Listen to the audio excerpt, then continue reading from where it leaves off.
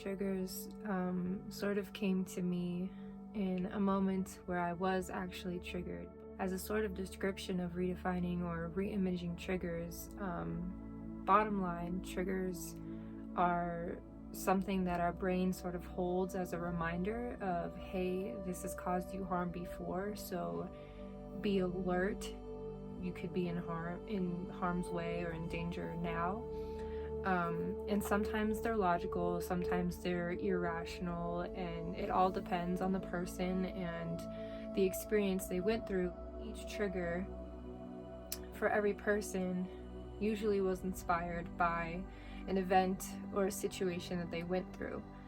And so by tracking your trigger back to that specific event and either reimagining the event or even redefining the trigger can help you in breaking out of that pattern. I got to this point because for a few days in a row I had felt especially numb and distant from the world. Sometimes numbing, especially for people with anxiety or even PTSD, numbing can be useful in sort of stressful situations to get you through the situation, but I had been numb for a number of days and I didn't understand why. I didn't know why I was numbing myself out. Or what I was trying to avoid, so I got to the point of frustration with myself. I got to the point where I was numb, I was so frustrated that I became angry. I remember feeling angry with myself and just the world to a point where I just wanted to be angry. I wanted to feel that anger and I didn't know what was upsetting me, so I couldn't even solve my issue. I couldn't resolve my anger. So that just made me more and more angry, and I ended up having a panic attack just because I didn't know what was going on with me, and I didn't know that I was being triggered. I didn't realize what I was numbing myself out from. So for the example of the trigger that I've been redefining now, the last few days I had been taking my dog to the dog park every single morning, and I love this time with my dog because, you know, she's happy, I'm outdoors, I'm in a space that I usually enjoy. For some reason in this space I was numb. Again, like I was saying, I was numb, I was distant, I couldn't really fully enjoy myself, and I didn't realize until the last day that I had become so angry.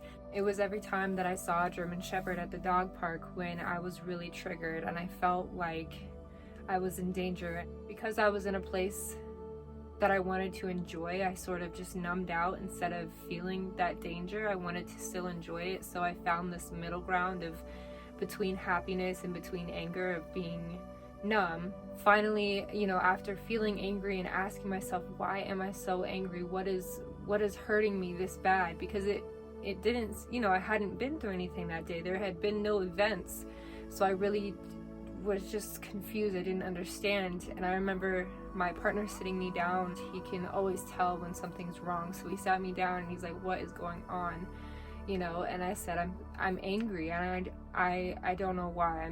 I just feel anger right now. It had gotten to the point where I felt like all of my monsters got to move on with their life, and I still had to move in fear every single day because these triggers are very common, and because I didn't even recognize the triggers when they were happening. I was just numbing myself out, you know, to get to a point of safety, or just not recognizing the fear that I felt made it sort of go away just a little bit, or I kind of shoved it under the carpet a little bit further. And so it got to the point, you know, I was just numb for so long that I was tired, I was exhausted, and I was telling my partner, you know, these triggers make me feel unsafe, as any trigger would. It was interesting because he brought up, you know, learning self-defense or carrying a weapon, and I told him, I said, I don't want to get to the point of defending myself. I want to be in the dog park or wherever and not even have to think about these things. I don't want to have these reminders. As much as I would love to defend myself, there's nothing to defend myself against. These triggers, these fears are irrational at this point. They're not logical. They're simply coming from a point of having PTSD. I feel like my triggers are overwhelming me and taking the joy out of situations that I usually do enjoy. You know, I was kind of at a loss. I don't know how to retrain my brain, tell my brain to tell me every time I see a German Shepherd dog that there is no one looming in the bushes. You know what I'm saying? That to take the power away from the trigger. I don't know how to do that just like with the flip of a switch, you know. We went back to the dog park today and I was thinking about a German Shepherd and I was reimagining the situation.